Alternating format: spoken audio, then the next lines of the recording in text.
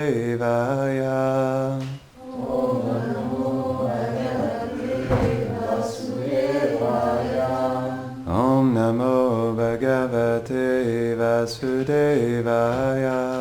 Om Namo Bhagavate Vasudevaya.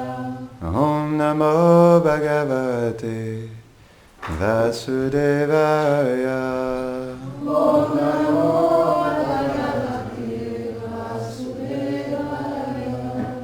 Hare Krishna. Donc aujourd'hui, on va vous lire sur la Bhagavad Gita, chapitre 4, verset 9. Est-ce que vous connaissez ce verset? C'est un verset très important.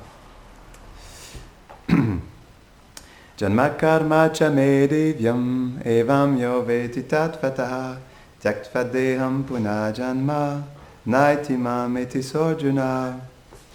Ô Arjuna, celui qui possède... Merci.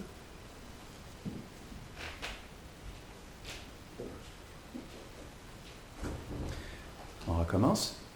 Ô Arjuna, celui qui possède une véritable connaissance sur ma naissance et mes activités, qui sont transcendantales, ne reprend plus une naissance après avoir quitté ce corps. Il m'atteint certainement. Est-ce qu'on le relit? Pour l'emphase. Ô Arjuna, celui qui possède une véritable connaissance sur ma naissance et mes activités, qui sont transcendantales, ne reprend plus une naissance après avoir quitté ce corps. Il m'atteint certainement. Commentaire.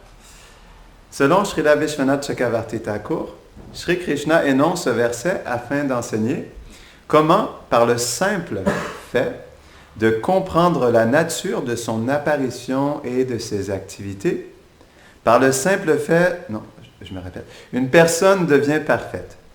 Srila Madhvacharya confirme cela en expliquant que ce verset prouve que la libération complète du monde matériel n'est possible qu'en acceptant ces pures vérités, et non qu'elle peut être atteinte à travers une connaissance partielle ou impersonnelle sur Dieu.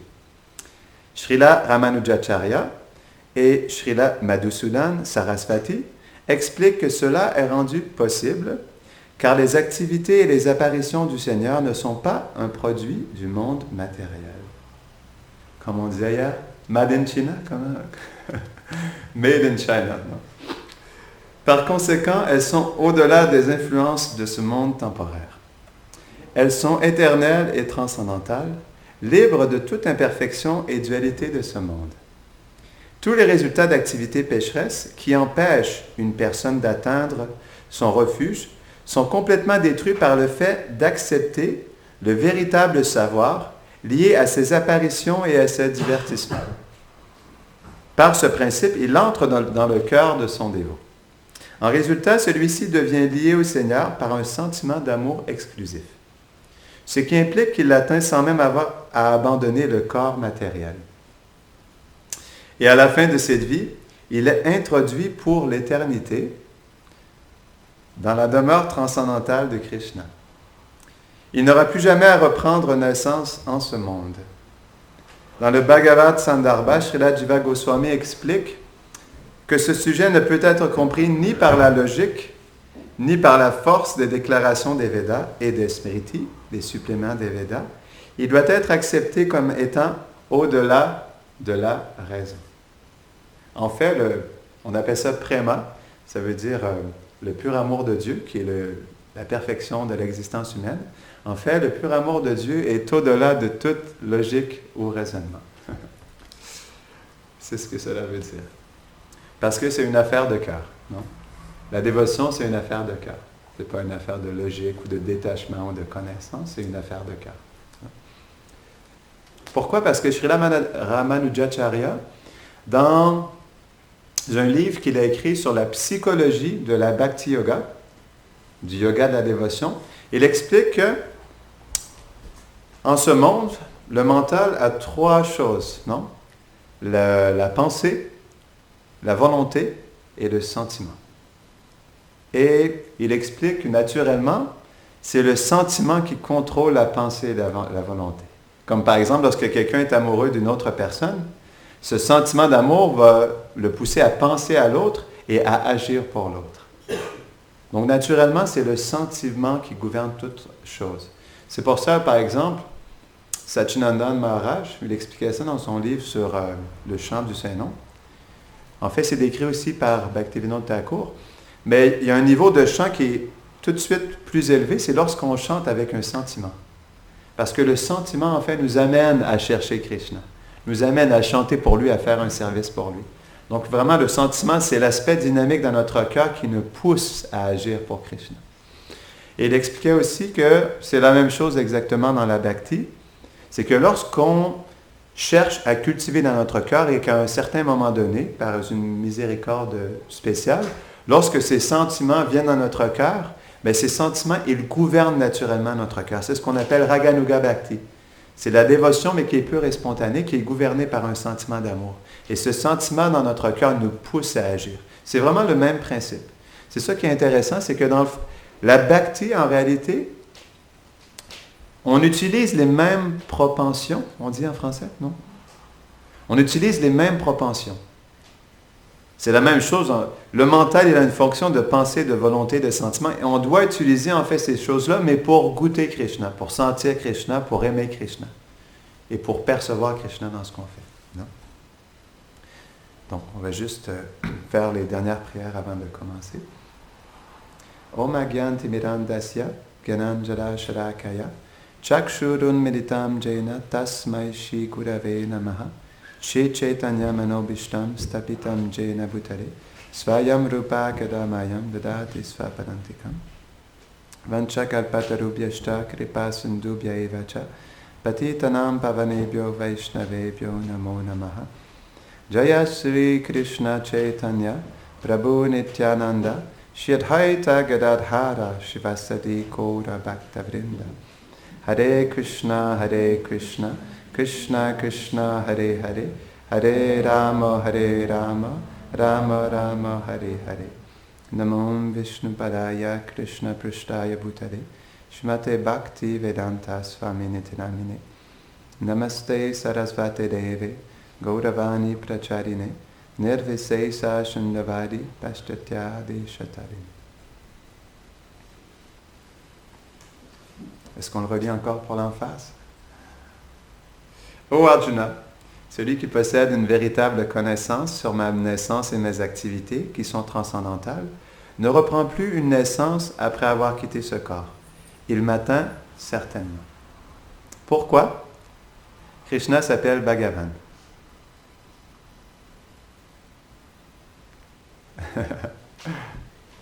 Quel est on pourrait dire, si on comprend que Krishna, non? Krishna Avrindavan est l'aspect le plus doux, le plus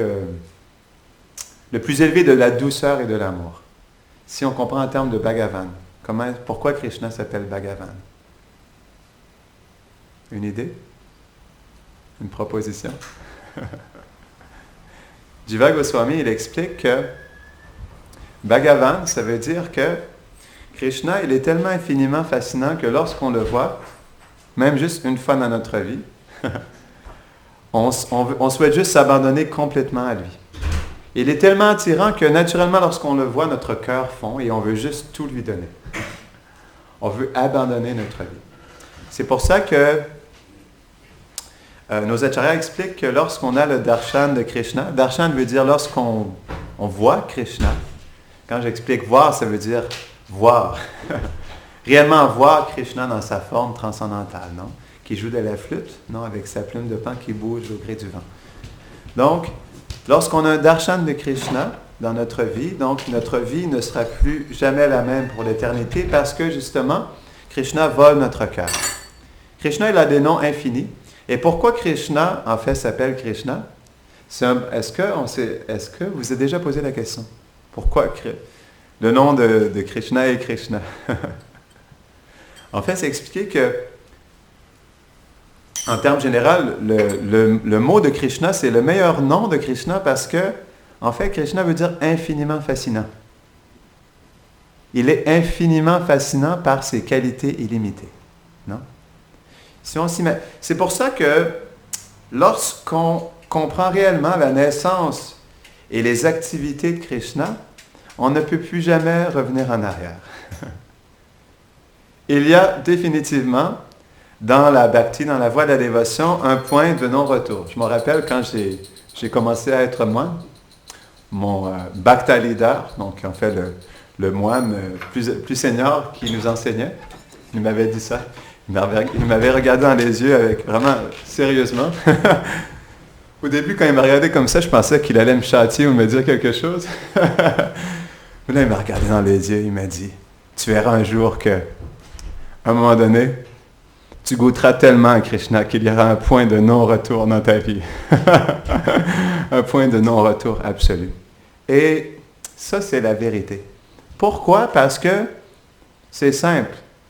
Tout ce qui nous attire dans ce monde, tout ce qui nous attache dans ce monde, tout ce que l'on désire, tout ce qui nous obsède dans ce monde, est juste, comme Krishna l'explique dans la Bhagavad Gita, est juste en fait une parcelle de sa splendeur.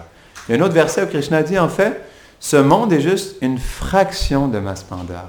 Donc si ce monde qui nous fascine tant, qui nous fait revenir vie après vie après vie après vie dans ce monde, comme des fous, non?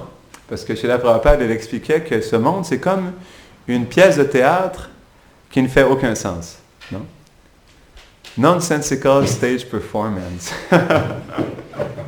J'essaie de comment on pourrait traduire ça en français? C'est ça, exactement.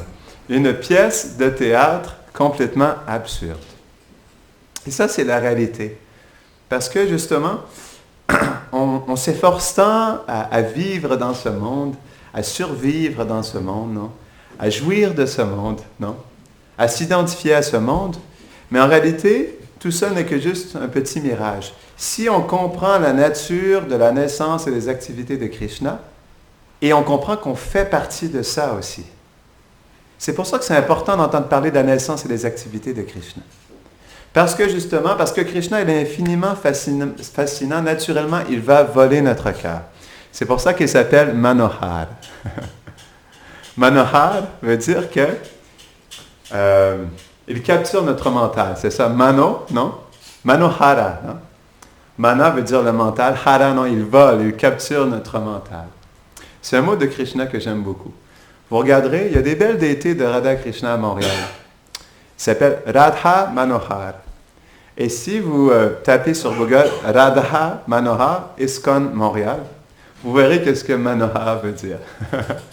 Parce que je trouve en fait que cette déité de Krishna, Manohar, il manifeste vraiment bien cette qualité parce que je me rappelle la première fois que j'ai eu le darshan de Radha Manohar à Montréal, je crois que j'ai resté 4 heures en face d'eux.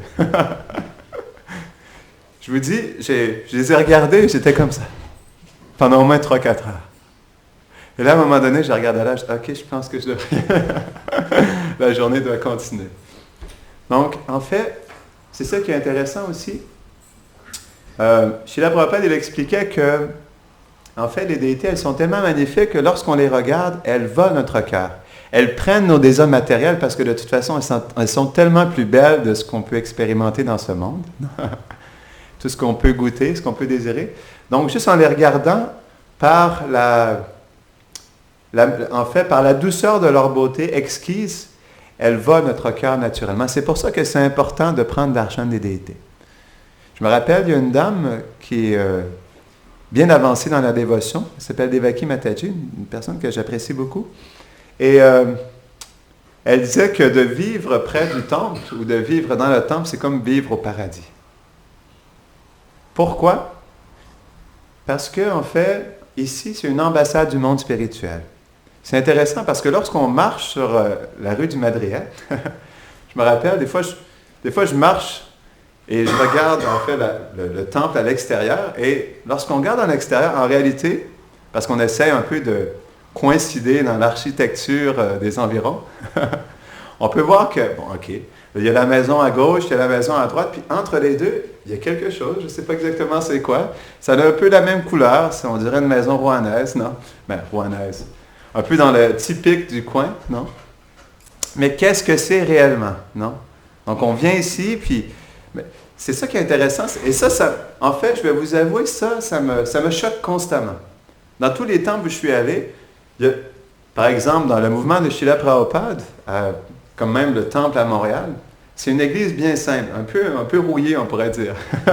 Des vieilles briques, vraiment vieilles. Ça fait un peu vieux, non?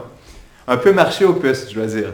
Si on regarde en externe, vous regarderez, vous avez juste à taper ISKCON Montréal sur Google, vous allez voir ce que...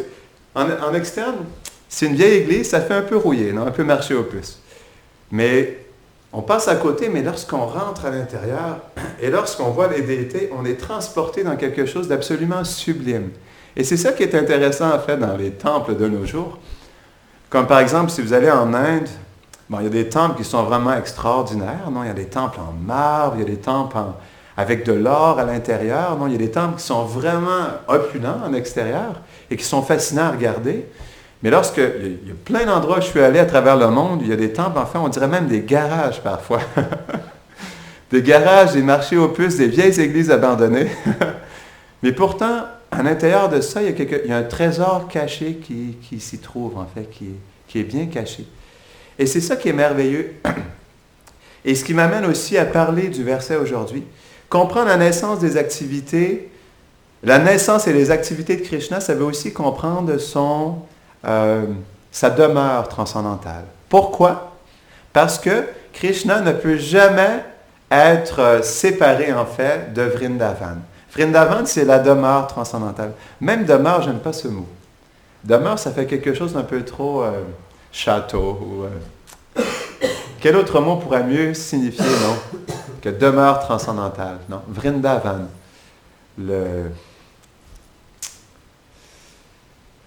Si vous trouvez un mot pendant la conférence, vous me direz. Mais même demeure, ça ne peut pas coïncider avec Vrindavan. Parce que Vrindavan, c'est le monde de l'amour et la douceur, non? Donc demeure, pour moi, ça fait un peu chaque, non? Peut-être qu'on ne dit pas ça ici. Au nom en français, demeure, ça peut aller. Moi, ça peut aller? D'accord. Donc, on va dire demeure, d'accord. Mais pour moi, même le terme français demeure ne peut pas transporter, en fait, la douceur et l'amour qui se trouvent, en fait, dans Vrindavan. Ça ne peut pas décrire. Pardon? Oui, c'est ça. Même, en fait, Home Sweet Home, je pourrais dire que ça, ça décrit mieux cela. Donc, Vrindavan, c'est le monde de l'amour et la douceur. Pardon? Village. Oui, village, c'est vraiment mieux. Donc, Vrindavan, c'est le village de Krishna. Et ça, c'est quelque chose d'intéressant aussi. Pourquoi Dieu, la personne suprême, qui émane, dans lequel émanent tous les univers, donc qui est le créateur de tout ce qui bouge, tout ce qui existe en ce monde, pourquoi voudrait-il habiter dans un village? Et c'est là où, justement, comprendre sa naissance et ses activités est important, non? Pourquoi Krishna voudrait-il vivre dans un village, non? Pourquoi est-il autant attaché à vivre à Vrindavan? Je pose la question. Parce qu'il aime la simplicité. Oui, exactement, oui. Et aussi, Vrindavan est son cœur. Vrindavan, c'est Krishna, en fait. Vrindavan permet à Krishna de pleinement manifester son amour et sa douceur pour ses associés les plus chers.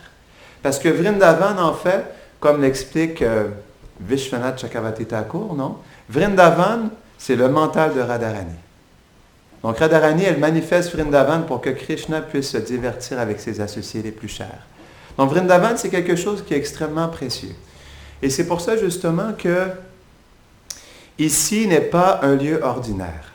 Et c'est quelque chose qui était vraiment important pour ceux qui sont à l'extérieur et aussi pour ceux qui vivent à l'intérieur de comprendre.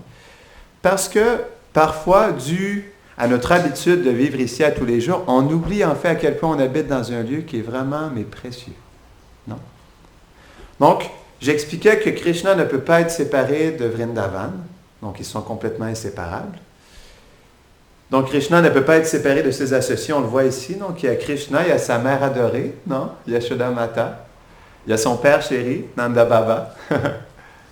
Il y a sa si chère Srimati Radharani. Et là, il y a aussi Nitai Vishvambar. Et toute la famille est présente. Il y a aussi Nishingadev. Mais ce qui est intéressant ici, c'est que, comme on peut le voir lorsqu'on est en Nandagram, je me rappelle, quand je suis allé habiller Nishingadev pour la première fois ici, parce que je n'avais jamais habillé Nishingadev auparavant. Et quand je l'ai habillé, j'ai été impressionné à quel point il était doux. On aurait dit un petit chat. Ça a été mon expérience. On aurait dit un petit chat tout tendre qui est prêt à se faire habiller, non? Je me rappelle, OK, je suis désolé, mais les exemples de ce monde, elles vont toujours être crus, d'accord? Parce qu'on est dans le monde matériel. Mais je me rappelle, j'avais un chat qui s'appelait Félix, un chat tout noir. Et je me rappelle quand j'avais essayé de l'habiller, je ne sais pas si c'est le réflexe de tous les chats, mais lorsque je l'ai habillé avec une petite habit de poupée, je pense qu'il faisait de la grève, mais il est resté comme ça, les pattes en l'air pendant 1 heure sans rien faire. Comme si en fait, il faisait la grève. OK, là, tu m'as habillé, là, je veux que tu vois que je suis vraiment fâché, là, que je n'ai pas voulu être habillé comme ça. Donc, quand j'ai habillé Nishingadev, je me suis dit, OK, Nishingadev, là, j'ai ces habits pour toi. J'espère que ces habits vont te plaire aujourd'hui. Mais c'est pour ça que ça me rappelait ça, parce qu'en fait, j'ai vraiment senti qu'il était vraiment tendre comme un chat. Et ce n'est pas quelque chose d'anodin, parce que ce qui est intéressant aussi dans la naissance et les activités de Krishna ou de ses incarnations, c'est qu'il vient pas juste sur toutes sortes de formes, mais même dans la même forme, il peut venir dans toutes sortes d'humeurs, et même dans toutes sortes de circonstances aussi. Et ça ne vient pas de moi, mais c'est expliqué dans les Shastras que Nishingadev aussi, parfois, elle vient comme un chat. Oui, oui, ça existe. Je suis désolé, je ne connais pas les détails, mais je peux vous confirmer que dans les Shastras, il y a un moment donné où dans un certain yuga, Nishingadev apparaît comme un chat. Comme aussi, c'est intéressant, Srila Prabhupada, il explique dans la Bhagavad Gita que quand Krishna se manifeste, il se manifeste même dans toutes les espèces d'êtres vivants. Wow! Qu'est-ce que ça veut dire, ça? Là, je me suis vraiment gratté la tête sérieusement un instant. Et là, je me suis dit, qu'est-ce que ça veut dire? Est-ce que Krishna vient comme une carotte transcendantale ou s'il apparaît dans toutes les espèces vivantes pour manifester? Et je me suis dit, peut-être que oui. Parce qu'en réalité, Krishna, en fait, c'est expliqué, je crois que c'est dans le Bhagavatam, le premier chant, 3e chapitre, non? C'est expliqué que Krishna, comme des rivières qui coulent à l'océan, il y a des formes illimitées de Krishna qui sont manifestées. Et il y a même des formes qui ne sont pas écrites dans les Shastras aussi. Pourquoi? Parce que Krishna est illimité. Comme on comprend que le Bhagavatam, dans notre univers, a seulement 18... En fait, sur cette terre, a seulement 18 000 versets, mais pour les demi-dieux, en a combien, non? Ou pour d'autres univers, à quel point le Bhagavatam est volumineux. Donc, naturellement, parce que Krishna il est illimité, ses incarnations sont aussi illimitées, et c'est ce qui est impressionnant, dans le sens où on ne peut pas percevoir, en fait, toutes ces incarnations, même toutes les qualités de Krishna, et c'est ce qui fait que Krishna il est infiniment fascinant. Il y a un point malgré tout qui est intéressant. Krishna, malgré le fait qu'il soit illimité, il devient, je ne vais pas dire limité, mais il se place d'une manière à pouvoir interagir avec nous. Et ça, c'est un point qui est intéressant. Parce que Rupa Goswami, il explique dans le Nectar de la dévotion que chaque être que nous sommes est attiré par une qualité précise de Krishna. Et c'est cette qualité qui nous anime, qui nous fascine et qui fait naître un sentiment d'amour en nous. Un jour, nous découvrirons quelle est cette qualité bien précise qui nous attire. Et justement, comme j'expliquais, c'est cette qualité qui va nous faire exprimer en fait notre sentiment d'amour particulier pour Krishna, notre service pour lui. Et j'ai bien hâte un jour de comprendre pleinement qu'est-ce que ce sera pour moi. Et je souhaite à vous tous aussi que très bientôt, je l'espère, vous pourrez aussi, très bientôt, parce que la miséricorde, elle est accessible, que très bientôt, vous pourrez aussi, dans votre cœur, comprendre en fait ce sentiment et qu'il soit nourri pour que vous puissiez finalement, en fait, vous découvrir dans votre relation avec Radha et Krishna. Donc, j'expliquais que, pour en revenir au mouton, que nous ne sommes pas dans un lieu ordinaire. Pourquoi? Shivaram Maharaj, dans un livre qui est vraiment fabuleux, qui s'appelle Navavraja Mahima, qui comporte 6000 pages et qui décrit plus de 2000 divertissements de Radha et Krishna. Il décrit dans son introduction béton, c'est ce que j'aime dans ses livres, à la méthode Srila Prabhupada. Les livres de Shivaram Maharaj, ça commence toujours avec 150 pages d'introduction en la matière pour vraiment bétonner une fondation solide pour avoir le cœur prêt pour recevoir le cadeau qui est prêt à installer dans notre cœur. C'est ce que j'ai vécu lorsque j'ai lu son introduction du Nava Vraja Maeva. Je me suis dit, wow, ok, ça c'est vraiment du béton, vraiment, vraiment solide. Donc, il explique dans son introduction que Vrindavan, qui est le village de Krishna, non? Où Krishna se cache, où Krishna nous attend, Vrindavan se manifeste de différentes façons. Il y a Goloka Vrindavan, on pourrait dire qui est pas l'ambassade, mais qui est le village originel de Krishna, non? On ne peut pas le situer géographiquement, mais c'est expliqué par Brahma lui-même que Vrindavan est au-delà, en fait, de ce monde matériel, d'Evidam, non? Il est au-delà, en fait, de Shivaloka, la demeure de Shiva. Il est au-delà, en fait, des planètes Vaikunta, qui hébergent toutes sortes d'incarnations de Krishna. Il est au-delà de toutes ces demeures transcendantales. Et au-delà de tout ça se trouve une fleur de lotus merveilleuse et absolument inconcevable qui, en fait, héberge le doux village de Krishna qui s'appelle Vrindavan. Donc, Goloka Vrindavan est vraiment le village originel, non? Ensuite, il y a Boma Vrindavan. Donc, Boma Vrindavan, c'est le village originel de Krishna, mais qui se manifeste dans le monde matériel, dans un univers bien précis, et en ce moment, sur notre planète Terre. Donc, il est toujours présent, mais il est Drishyamana-Adam aujourd'hui. C'est la prochaine chose qu'on va expliquer, non? Donc, Boma Vrindavan, c'est lorsque Krishna, il vient personnellement et il manifeste ses divertissements pour permettre aux âmes conditionnées de le voir. Parce que Goloka Vrindavan est aprakrita dham. Ça veut dire qu'il est non manifesté à nos yeux. Seulement les êtres qualifiés peuvent percevoir aprakrita dham, non? Goloka Vrindavan. Mais Boma Vrindavan, lorsque Krishna, c'est expliqué par Jiva Goswami que lorsque Krishna, dès que Krishna pose le petit bout dans son orteil sur cette terre, il manifeste Vrindavan et toutes les opulences de Vrindavan se manifestent. Et c'est ça qui est extraordinaire. Imaginez-vous, il y a 5000 ans de cela, sur Bharatvarsha, qui est la présente Inde, Krishna était présent exactement il y a 5000 ans à Vrindavan. Il était directement présent avec tous ses associés et avec tous ses opulences. Ces douces opulences qui sont présentes à Vrindavan. C'est pour ça que dès que Krishna a quitté, en fait, il a mis le bout de son orteil, toute la splendeur de son village s'est manifestée. Et dès que son orteil a quitté la terre, naturellement, tout en fait l'opulence de Vrindavan est parti avec lui. Et c'est pour ça, où Jiva Goswami, dans une profonde séparation, il exprime où est l'arbre Kadamba, non? Où Krishna accomplit ses doux divertissements. Où est le sol Chintamani, non? La poussière Chintamani de Vrindavan. Dans la séparation, il se trouve à Boma Vrindavan, mais Krishna, parce qu'il n'est plus présent, ne manifeste plus directement, en fait, les douces opulences de Vrindavan. Et Srila Prabhupada, il explique quelque chose d'intéressant dans le livre de Krishna. Il explique que, comme une caravane transcendantale, comme une caravane, Krishna, il se promène d'un univers à l'autre afin d'accomplir ses divertissements pour attirer les âmes conditionnées à lui. Et c'est pourquoi il manifeste sa naissance et ses activités dans ce monde. Donc, c'est une des raisons. Non? Premièrement, il vient pour se divertir avec ses associés et par le fait même attirer ceux qui sont qualifiés pour s'associer directement avec lui. Et aussi pour attirer dans le futur les âmes conditionnées qui pourront entendre parler de ces divertissements. Non? Et Srila Prabhupada, il explique d'un univers à l'autre. Excusez-moi. Krishna se déplace pour accomplir ses divertissements.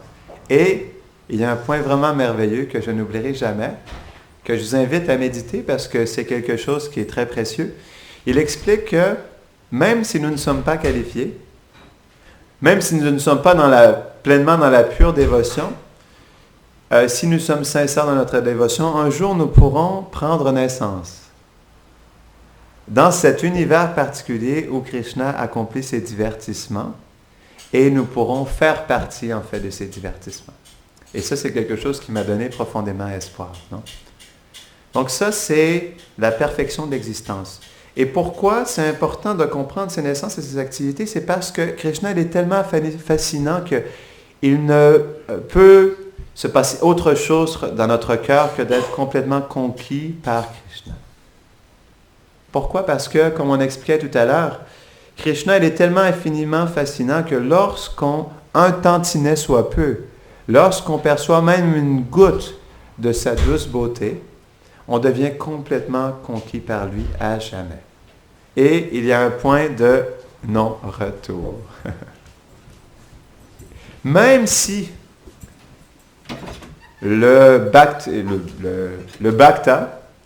le dévot de Krishna qui ne réussit pas dans cette vie, Neha Bikra Manashosti, Pratyavayo Navidyate, Svalpam Mapyasya Dharmasya, Trayate Mahato Bayat. Même avec un petit avancement, il n'y aura jamais de perte et de diminution dans sa pratique. Donc, ça, c'est la réalité dans la dévotion. Mais le point, c'est que ce qui est important dans cette vie, c'est de comprendre Krishna, de comprendre qui il est. C'est expliqué que la Bhagavad Gita, ce sont les enseignements de Krishna, non? Le Bhagavatam, ce sont les activités de Krishna, et le Chaitanya Charitamrita, c'est le cœur de Krishna. Donc, lorsqu'on lit ces choses, on apprend à découvrir Krishna. C'est pour ça que le Srimad Bhagavatam est la base de notre chant. Comment est-ce qu'on peut chanter si on ne comprend pas qui est Krishna? Si on ne connaît pas ses qualités, si on ne connaît pas sa forme, les détails de sa forme, ses sentiments, ses relations avec ses associés à Vrindavan. Donc, sans ça, on ne peut pas avoir de sentiments dans notre chant, c'est impossible. Donc, juste pour aussi conclure avec ce qu'on parlait de cet endroit merveilleux qui s'appelle Gopalji Mandir. Donc, Shivaram Maharaj, il expliquait Goloka Vrindavan, Boma Vrindavan et Drishyamana Dham. Donc, lorsque Krishna quitte, Vrindavan est toujours présent, mais on pourrait dire qu'il devient aprakrita. Il devient non manifesté à l'œil nu. Parce que, comme je l'expliquais, il y a 5000 ans, si vous seriez allé à Vrindavan, vous auriez vu Krishna face à face. Mais une fois qu'il est parti, Drishyamana Dham, ça veut dire qu'il recouvre en fait son village par l'énergie matérielle pour que ce soit en fait caché. Et le plus en fait on avance dans cette ère de corruption, le plus Vrindavan devient caché. Mais malgré tout, oui. Il y a quand même certains vestiges qui sont encore là. Oui, tout à fait, exactement. C'est pour ça, oui, tu as tout à fait raison. C'est pour ça, comme on disait tout à l'heure, de plus en fait on avance dans le Kali Yuga, le plus les vestiges qui sont maintenant présents seront complètement recouverts. Comme par exemple, comme tu disais, on peut encore voir Govardhan. C'est Govardhan. C'est juste qu'il a beaucoup diminué. Il a beaucoup diminué et Govardhan est directement un vestige, comme tu l'expliques, direct en fait des divertissements. Et il y a encore des arbres aussi qui sont expliqués, qui sont des arbres originels, des arbres de banyan originels du temps de Krishna il y a 5000 ans. Non? Donc il y a la rivière Yamuna aussi qui est présente, donc il y a plein de choses. Merci Yashvatela. Donc Drishyamana Dham aussi, Srila Prabhupada, il expliquait quelque chose d'intéressant. Et on le voit aujourd'hui, même en fait dans des camps, il y a beaucoup de touristes aussi aujourd'hui qui vont à Vrindavan parce qu'il y a le Festival des couleurs. Je me rappelle, j'étais là peut-être il y a 2 ans. Et il y a plein de touristes qui viennent pour le Festival des couleurs à Vrindavan. Peut-être que c'est écrit dans le guide Lonely Planet, je ne sais pas, dans les guides de voyage. Mais il y a plein de touristes et ce qui est intéressant, c'est que tu vois qu'ils sont touchés. Comme j'étais au temple de Krishna Balaram, et tout, ils sont touchés.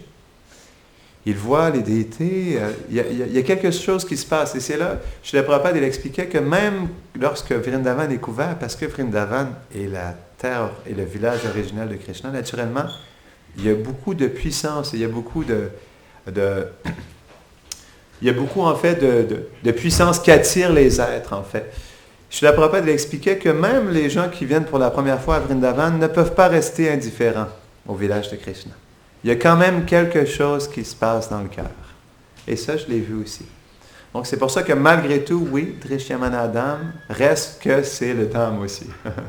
C'est juste qu'il est couvert, non? Par, on pourrait dire même une fine couche. Par une fine couche. En fait, ce qui va percer en fait cette couche, c'est notre dévotion. C'est vraiment l'ingrédient principal. Le plus on cultive la dévotion dans notre cœur pour Radha et Krishna, le plus ce fin voile va disparaître. Et on pourra graduellement percevoir ces aspects doux et merveilleux d'ouvrage. C'est pour ça, Manidhi Swami, je pense qu'il a changé son nom, Manidhi Gopal, quelque chose. Et il explique, Madan Gopal, c'est ça? Madan Gopal. Madan Gopal expliquait dans son livre Apprécier Vrindavan que c'est important, avant d'aller à Vrindavan, c'est important de lire ce Vrindavan, de comprendre les gloires, en fait, des arbres Kalpavriksha, les arbres à souhait, de comprendre, en fait, la poussière d'œuvrage, de comprendre les vaches, en fait, qui broutent les herbes d'œuvrage, d'apprécier, en fait, toutes ces qualités qui sont manifestées à Vraj et de méditer dessus, de préparer son cœur, de préparer sa conscience pour une fois lorsqu'on entre dans le Dham, justement, d'être capable d'apprécier profondément ces choses. Parce que Bhakti-Dera Damodar Maharaj, il expliquait que la meilleure manière d'entrer dans le Dham, c'est par l'écoute. Donc c'est quelque chose qui est intéressant, parce que dans l'écoute, on peut entendre, en fait, les descriptions de Vrindavan, non? Donc, on termine là-dessus. Excusez-moi, j'ai fait une petite boucle. Donc, après ça, il y a Drishyamana Dham, et il y a aussi le Dham qui est manifeste dans le cœur du pur dévot. Ça, c'est quelque chose qui est intéressant, et c'est quelque chose qu'on peut percevoir aussi, comme par exemple dans les endroits où Srila Prabhupada est allé. Dans les endroits où il a fait un bhajan puissant, ce sont des lieux qui sont vraiment des lieux sacrés. On peut même sentir Vrindavan, comme par exemple, c'est intéressant, même à la Nouvelle Vrindavan, quelque chose qui est vraiment fascinant, c'est que, la Nouvelle Vrindavan, dans sa géographie, c'est un très bel endroit. Il y a plein de montagnes vallonnées, de magnifiques forêts. C'est très joli. Et je me rappelle, lorsque j'étais rentré dans les environs, avant de rentrer à New Vrindavan, j'avais vraiment senti le même sentiment comme lorsqu'on va à Vrindavan ou à Navadvip. Le sentiment qu'on est dans le monde spirituel. Et ça m'avait vraiment touché, parce que j'avais perçu à quel point Srila Prabhupada, il a installé Vrindavan à plein d'endroits à l'extérieur de Vrindavan. Parce que j'avais profondément senti la présence du Dham en Virginie occidentale. Et ça m'avait profondément touché. Et Srila Prabhupada, justement, il expliquait que la nouvelle Vrindavan est non différente de Vrindavan. Non. Pourquoi? Parce que, premièrement, lorsque le pur dévot vient dans ce monde, parce qu'il a Radha et Krishna dans son cœur, et naturellement, parce qu'ils ne sont pas séparés de Vrindavan, il porte aussi Vrindavan dans son cœur. Lorsqu'il vient, partout où il va, chaque pas, en fait, il marche dans Vrindavan. Donc, chacun de ses pas manifeste Vrindavan. Chacune de ses paroles manifeste Vraj. Chacun de ses gestes, en fait, porte le monde spirituel. Et chacune des choses qu'il pose dans ce monde aussi porte Vrindavan. Et chaque lieu qu'il a visité aussi devient Vrindavan. Spécifiquement les endroits où il a fait un bhajan spécial. Comme par exemple Tompkins Square Park, Central Park, non? Des endroits à New York où il a passé beaucoup de temps. Dans des moments cruciaux de l'expansion de son mouvement, où il était au tout début, il était dans une intense méditation et il brassait le nectar dans son cœur pour voir comment il a attiré et connecté les êtres à Krishna. Ça, c'est des endroits aussi qui sont spéciaux. 26 Second Avenue à New York. C'est vraiment des endroits qui sont infusés, en fait, du monde spirituel, non? Donc, c'est la même chose aussi avec, que dire, en fait, des temples qu'il a construits, et que dire, en fait, du temple qui est ici. Pourquoi? Parce que les déités ne sont non différentes de Radha et Krishna, non différentes de Yashoda-Mata. Ils sont directement, en fait, Yashoda-Mata, Nanda Maharaj. Ils sont directement eux. C'est pourquoi, lorsqu'un pur dévot entre, en fait, ce qui est expliqué par nos acharyas, lorsqu'on entre dans un temple et on prend le darshan des déités, le darshan peut être à différents niveaux. Donc, lorsque le pur dévot, l'Uttama Adhikari, lorsqu'il vient, il regarde Radha et Krishna et voit Krishna lui faire un clin d'œil. Il voit Krishna jouer de sa flûte et lui dire des mots doux. Il voit Krishna danser, en fait, sur l'autel. Et à cause de ça, il tombe en extase, non? Il perd en fait le contrôle de sa conscience et il se jette sur le sol en extase. C'est ce qui est expliqué par les acharyas. Et pour le Madhyama Adhikari, donc le Madhyama, il y a différents niveaux aussi, mais ce qui était expliqué, c'est que il comprend que Krishna, que la déité à Krishna, il ne l'aperçoit pas, peut-être pas directement, mais il comprend que c'est Krishna, et qu'il comprend que c'est directement Krishna, et par ça, en fait, il a une profonde appréciation et une attirance pour les déités. Et pour le Kanishta Adhikari, ou on pourrait dire pour la personne matérialiste, ce qui est expliqué, c'est que même pas le Kanishta, mais la personne matérialiste, elle pense que ce sont des poupées ordinaires, non? Faites de marbre ou faites de brasse, non? Donc, il y a différentes manières de percevoir les déités. Donc, c'est pour ça que ce sont directement, et parce qu'ils sont directement Yashodamata, Nanda Maharaj, naturellement, ici on doit dire Nandagram, parce que Yashodamata et Nanda Maharaj demeurent à Nandagram. Et parce que ce sont les déités principales, ici nous sommes à Nandagram, non? Donc, parce que les déités sont présentes, et, non, je ne devrais pas dire déités, mais parce que Nanda Maharaj et Yashodamata sont présents ici, ça veut dire que Nandagram est aussi présent. Donc, c'est pour ça ici aussi, c'est, on pourrait dire, une autre manifestation du Dham, non? C'est une ambassade du monde spirituel. Donc, c'est à la fois directement manifesté, mais c'est manifesté, lorsqu'on va à l'extérieur, on peut voir qu'on reste dans le monde matériel, que c'est le monde matériel qui nous entoure, mais c'est une ambassade, c'est comme par exemple l'ambassade de Chine en France. Lorsque vous êtes dans l'ambassade de Chine, vous êtes pleinement en territoire chinois. Les règles chinoises s'appliquent, peut-être même qu'ils mangent des chow mein, je sais, sur place, mais ce sont les mêmes règles, non? Donc, c'est la même chose ici aussi. Donc, ici, c'est Nandagram, point final. Qu'on ne le perçoive ou pas ici, c'est la maison de Nanda Baba et Yashodamata. Ou, excuse-moi, je devrais dire la maison de Yashodamata parce que la mère, elle est la reine de la maison. Donc, excuse-moi, je suis désolé. Donc, et ça, c'est un point important et c'est quelque chose qu'on doit vivre dans notre vie de tous les jours. On doit comprendre à quel point c'est personnel et le plus on va percevoir cet aspect personnel, le plus ça va se révéler à nous. Je me rappelle, je vais vous partager une expérience, pour moi, ça paraît une expérience simple, mais pour moi, ça a été vraiment précieux. J'étais dans la salle de Govardhan un matin et il y a un moment intéressant de la journée, je ne sais pas si c'est au printemps ou à l'automne, je ne me rappelle plus c'est dans quel moment de l'année, mais il y a un moment où en fait, on voit, il y a les rayons du soleil qui entrent par en fait la fenêtre gauche de la salle de Govardhan et qui font briller en fait la poussière de la pièce. Parfois, il y a plein de poussière, mais ce n'est pas une poussière ordinaire non plus. Et c'est intéressant, écoutez, je ne saurais pas vous dire si ce que j'ai perçu est transcendantal ou c'est juste l'imagination de mon mental, mais j'ai apprécié ce que j'ai vu tout de même, ça me fait penser à la poussière de Vrindavan, d'accord? Et en fait, les rayons du soleil, on fait briller la poussière et je vous dis, c'était vraiment merveilleux de voir ça. En fait, la poussière brillait comme en fait les diamants. Ça brillait parfois rose, parfois vert, parfois émeraude, saphir. Je regardais ça. Et en fait, ce qui est intéressant, c'est comme naturellement, quand il y a de la poussière dans une pièce, ça bouge. Et il n'y en a pas juste sur le sol, mais dès que quelqu'un rentre, en fait, ça se promène. Et là, il y avait les rayons du soleil, et là, quelqu'un était entré, puis une fois que la personne est sortie, je voyais, c'était comme des pierres précieuses, en fait, qui se levaient dans les airs et qui se déposaient sur le sol. Et je regardais ça, puis j'étais, wow! J'étais vraiment, vraiment choqué, puis touché de voir, et là, j'ai compris, OK, d'accord. Là, OK, je me suis roulé, je vous l'avoue. Je me suis roulé sur le sol après, d'accord, je vous fais une confession, je l'avoue. J'étais tout seul, il n'y avait personne, j'ai regardé autour de moi, je me suis roulé. Je me suis roulé et là, je me suis dit, wow, ok, ici aussi, c'est la poussière d'un Nandagram. Donc, c'est juste une petite expérience, vraiment, toute simple pour vous exprimer que ici, en fait, ce n'est pas un endroit ordinaire. Et on doit méditer profondément là-dessus et on ne doit pas oublier ça, non? Parce que justement, on est entouré par le monde matériel. Naturellement, dans cette habitude du quotidien, on peut perdre conscience, en fait, de cette douce réalité.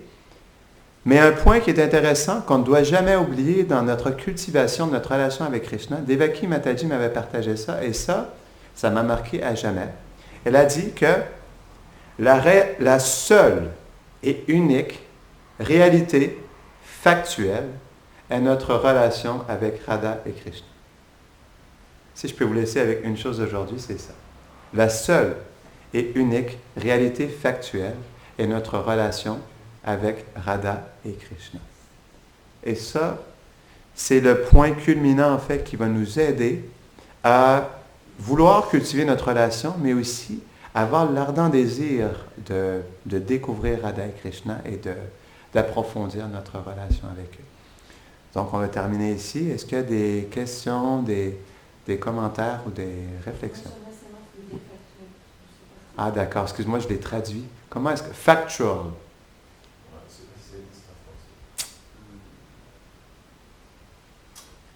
Factual reality. J'aime le mot. La réalité de fait. Factual.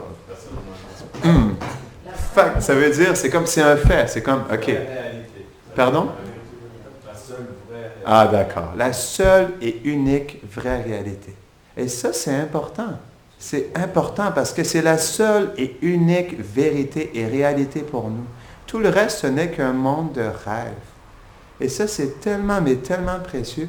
Ça, on doit vraiment, au plus profond de notre être, installer ce principe. Pour moi, c'est quelque chose de précieux, je dois vous avouer. C'est important. Aujourd'hui, on doit faire ensemble, OK, est-ce qu'on peut ensemble, on est une famille ici, non? En famille, on s'entraide à prendre des déterminations pour Krishna. Est-ce qu'aujourd'hui, on est quel jour aujourd'hui? Le 3 novembre 2019, à midi 20 et 37 secondes, est-ce qu'on peut prendre cette détermination ensemble que notre relation avec Radha et Krishna est notre seule et unique réalité, notre seule et unique vérité? Est-ce que vous êtes avec moi? Je vous ai pas entendu? Ouais! Jai Vrindavan Danki! Jai Shri Shri Nanda Jashoda Gopal Ki! Jai Shri Shri Radha Madan Ki! Jai Shri Shri Nitai Vishwamba Ki! Jai Shri Shri Bhagavan Shingadesha Prabhat Maharaj Ki! Jai Gaura Bhakta Vrinda Ki! Haribo!